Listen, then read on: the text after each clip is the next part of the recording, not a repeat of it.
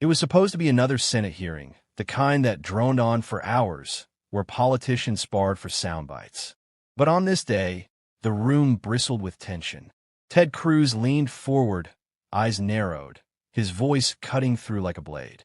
For the sixth time, he slammed over Jasmine Crockett's words, his interruption sharp, domineering, meant to break her rhythm and remind everyone who thought he held the power. The room shifted. Staffers glanced at one another. Viewers watching a live stream felt their frustration rising. The same frustration felt by millions who know what it's like to be silenced mid-sentence, talked over, dismissed. Cruz wasn't just debating policy. He was performing dominance, wielding interruption like a weapon. And yet, across from him sat Jasmine Crockett, unflinching. She did not flinch, she did not falter. Her calm was louder than his shouting, her gaze steady, her silence deliberate. The air grew thick with anticipation. How many times could he push before the dam broke? Cruz leaned in again, preparing for interruption number 7. But what happened next left the chamber and the internet in absolute shock. Because this time, Jasmine Crockett wasn't about to be interrupted. The truth is, what unfolded in that chamber wasn't just a heated exchange between two politicians. It was a reflection of something deeper, something millions of Americans know too well. The exhausting battle of having your voice stolen in real time. Every interruption from Cruz wasn't simply rude. It carried the weight of history, echoing centuries of voices cut short, particularly those of women, those of people of color, those who dare to speak truth in rooms designed to silence them. Ted Cruz knew exactly what he was doing. His interruptions weren't about seeking clarity. They were about control. To dominate the stage, to drown out the voice that threatened his carefully rehearsed narrative. It was the oldest political trick in the book: talk louder, talk longer, and hope the truth never makes it to the microphone. But what Cruz underestimated was Jasmine Crockett's resolve. This was not her first confrontation with power. She had risen through the toughest of battles, sharpened by struggle, steady in storms. To Cruz, the exchange was a game. To Crockett, it was something larger. It was about showing every viewer, every person tired of being silenced, that patience can be power and timing can be devastating. The stakes extended far beyond this chamber. Social media was already ablaze, comments pouring in, live tweets tracking every cutting word. The people watching didn't just want Crockett to answer back. They needed her too. Every pause she held, every second of restraint, built pressure like a boiling kettle. The suspense wasn't just political, it was personal for everyone who saw themselves in her calm defiance. And then came that pivotal instant. Cruz, leaning in again, his 7th attempt loaded with the same arrogance as the first 6. But this time, Crockett wasn't going to let him steal the air. This was the moment everything shifted, the kind of moment that changes not only a hearing, but the story America tells itself about who truly holds strength. Because as Cruz tried once more to silence her, Crockett prepared to unleash words that would silence him. Instead, Ted Cruz didn't walk into that hearing as a blank slate. He walked in with years of baggage, a reputation carved out not by quiet statesmanship, but by relentless theater. To understand what happened when he tried to bulldoze Jasmine Crockett, you have to understand the man himself. The lawyer-turned-senator who built a career on spectacle, on interruptions, on a voice always just a little too loud for the room. Cruz has long been known for a style that thrives on disruption. In debates, he doesn't just challenge opponents, he overwhelms them. He piles words on words, refuses to yield, stretches the rules until they snap. He knows that in politics, domination on camera can look like victory. His strategy is simple: talk longer, talk harder, and leave no space for the other side to breathe. To many, it comes across as arrogance. To him, it's performance. This wasn't new. Years earlier, Cruz's name became synonymous with grandstanding when he staged his marathon speech against the Affordable Care Act, reading from Dr. Seuss in the middle of the Senate chamber. Critics laughed, supporters applauded, but the nation saw a man willing to hijack proceedings to keep the spotlight fixed squarely on himself. He wasn't just a senator, he was a showman. But there's a darker edge to this style. Beneath the theatrics lies a pattern. Silencing, belittling, dismissing. Again and again, Cruz has chosen interruption over dialogue. For him, politics is not conversation, it's conquest. His opponents become props in his performance, their words stepping stones for his own sound bites. The arrogance is almost Shakespearean. A man convinced that the louder he speaks, the more history will remember him. And yet, that arrogance has been his undoing more than once. The 2016 presidential race revealed Cruz's contradictions to the entire nation. He spoke of morality while bowing to political convenience. He criticized Donald Trump before aligning with him. He positioned himself as a man of principle, only to bend whenever ambition required it. These contradictions painted him as something dangerous, a politician desperate for relevance, willing to trample over anyone to stay in the frame. By the time he sat across from Jasmine Crockett, Cruz's playbook was already well-worn. Interruptions weren't an accident. They were his signature move.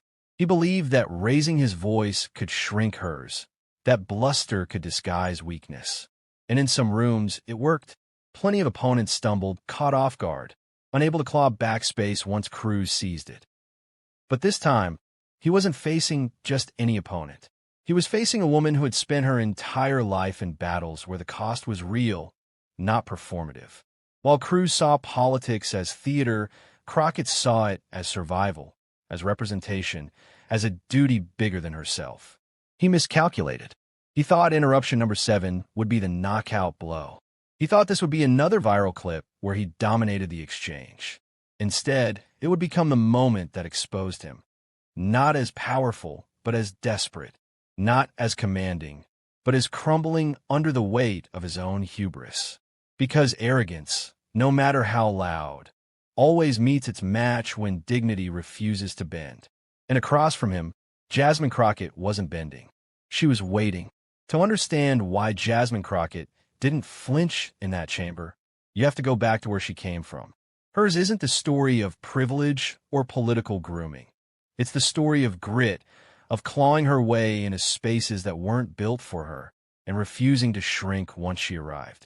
Crockett's fire wasn't born in marble halls. It was forged in struggle. From her earliest days, she knew what it meant to fight for respect. She wasn't handed opportunities. She created them.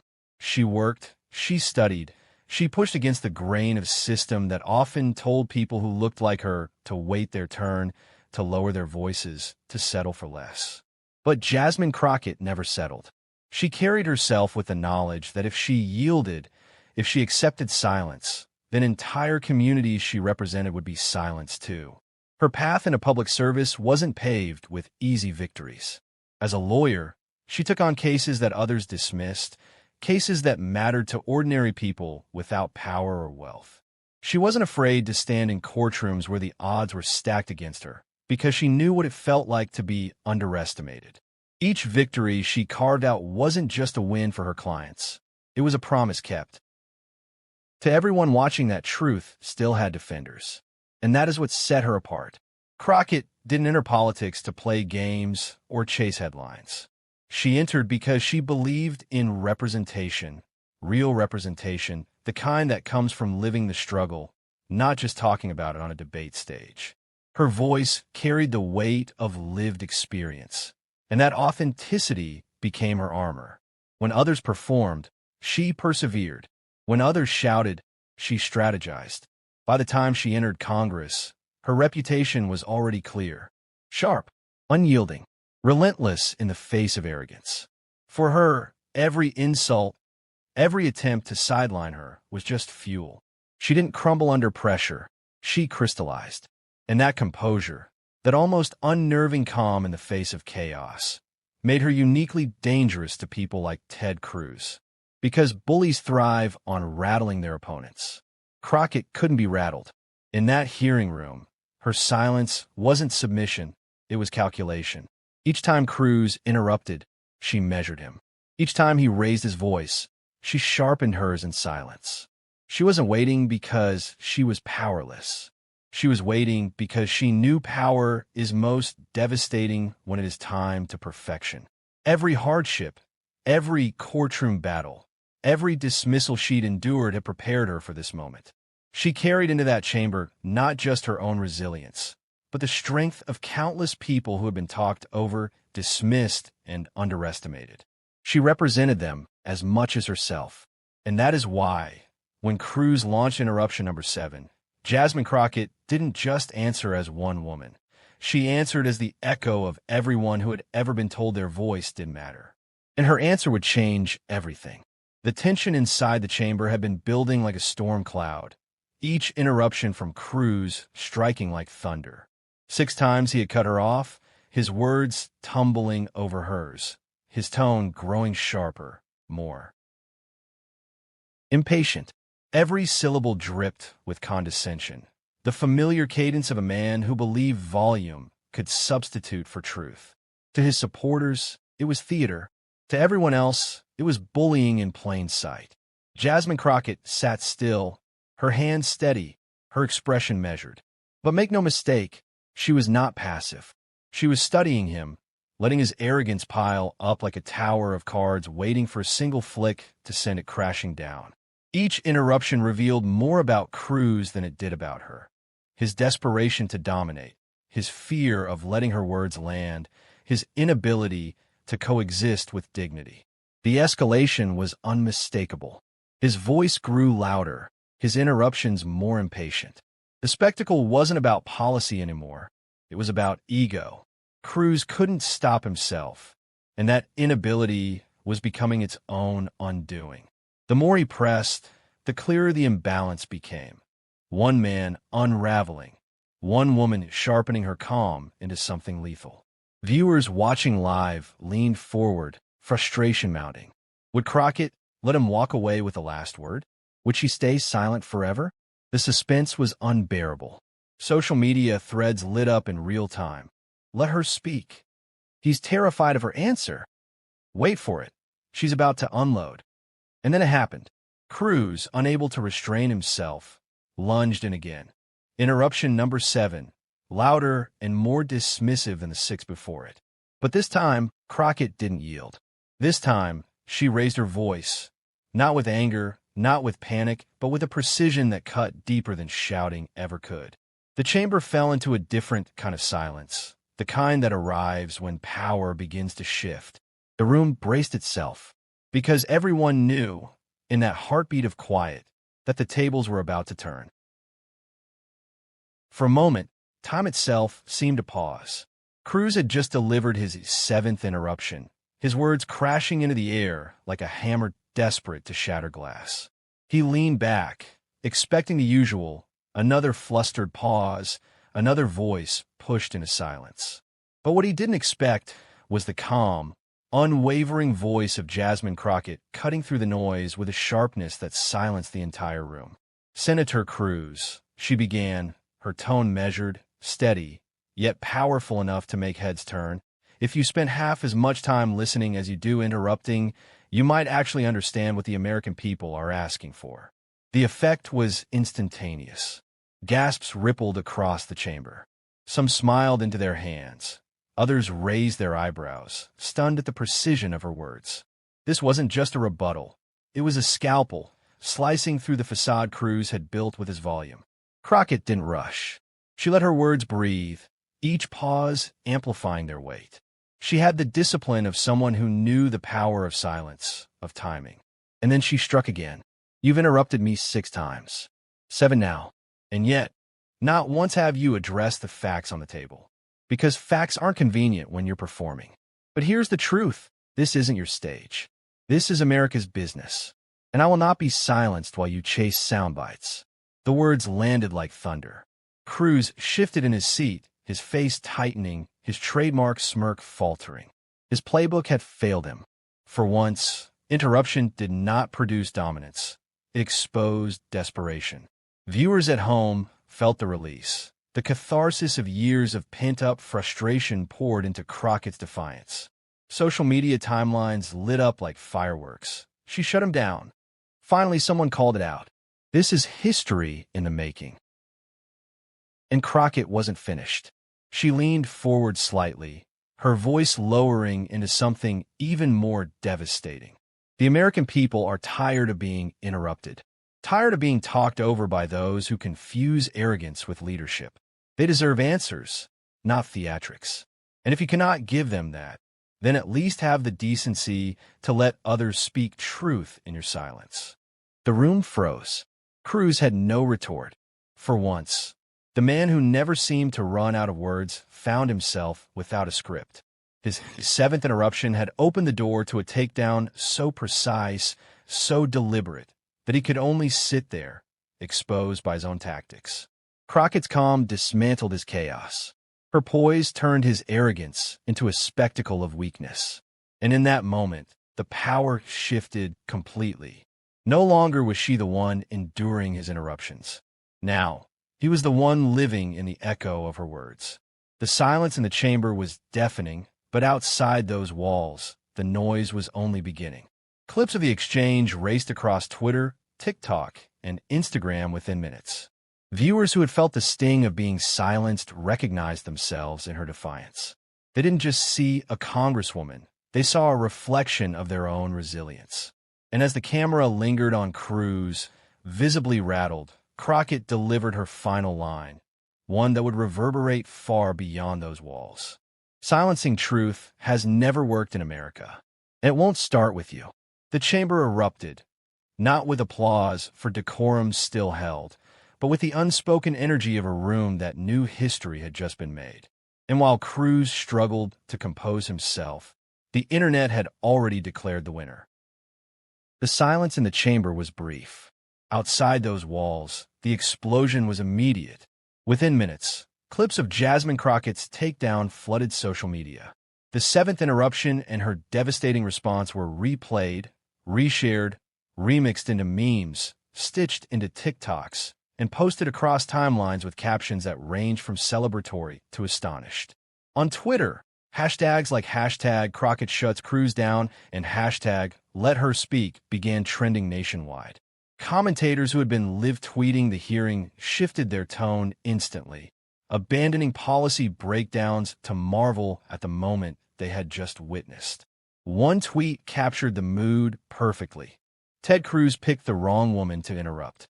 Jasmine Crockett just gave him a lesson in listening, and America cheered. YouTube channels began posting reaction videos before the hearing was even over. TikTok creators added music, slow-motion edits, and subtitles to Crockett's mic drop lines, turning her words into rallying cries. Instagram Reels spread the clip like wildfire, each share amplifying the feeling that something bigger had happened here than just a spat in Congress. And the ripple effects didn't stop at social media.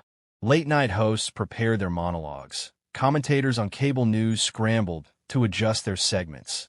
And even politicians from both parties were forced to react.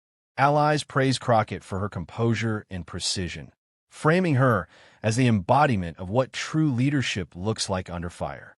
Critics struggled to defend Cruz, some shifting the subject entirely, others retreating into silence rather than attempt to spin a moment so undeniably humiliating.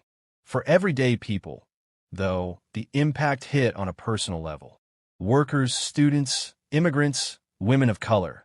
Countless voices online expressed how deeply Crockett's calm defiance resonated with their own lived experiences. "I've been talked over my entire life," one viral post read.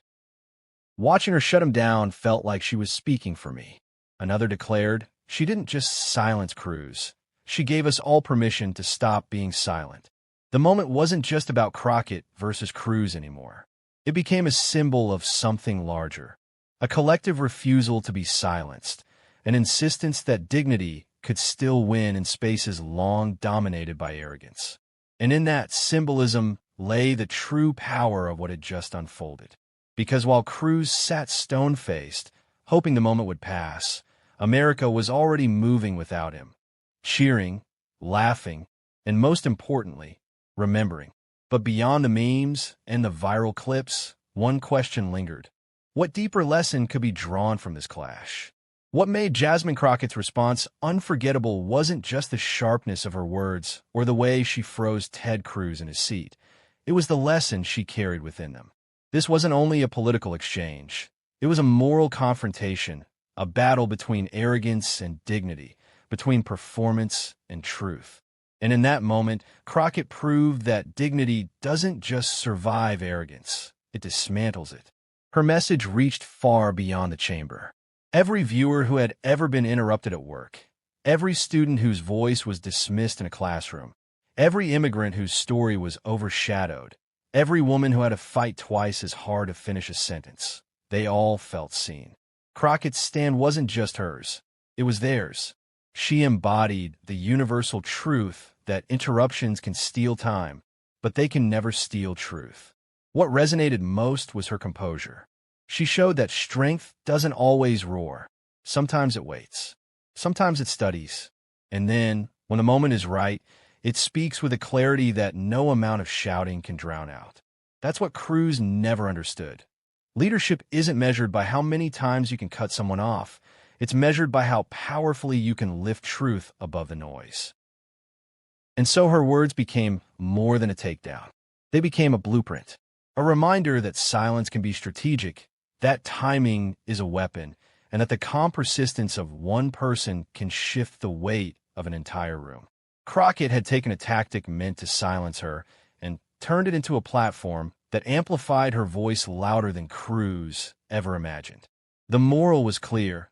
Arrogance collapses under its own weight, but dignity endures. In a democracy where too many seek attention at the cost of truth, Jasmine Crockett showed that true power comes not from domination, but from defiance rooted in principle. And that's why her seventh response echoed far beyond politics. It wasn't about Democrat versus Republican. It was about humanity versus hubris, about the right of every person to be heard. Her words reminded America that interruptions don't end conversations, they ignite them. And sometimes they create the spark that sets a movement aflame. Because Crockett's stand was never just for herself. It was for everyone who has ever been told to stay quiet, to sit down, to wait their turn. Her defiance was proof that silence is not destiny, and that the fight for dignity belongs to us all. Ted Cruz thought interruption number 7 would silence Jasmine Crockett. Instead, it silenced him and ignited a fire far beyond that chamber. In that moment, dignity defeated arrogance, patience crushed bluster, and truth stood taller than performance. Crockett didn't just win an exchange. She reminded America that every voice matters, even when power tries to shout it down. If you believe arrogance should never triumph over dignity, join us.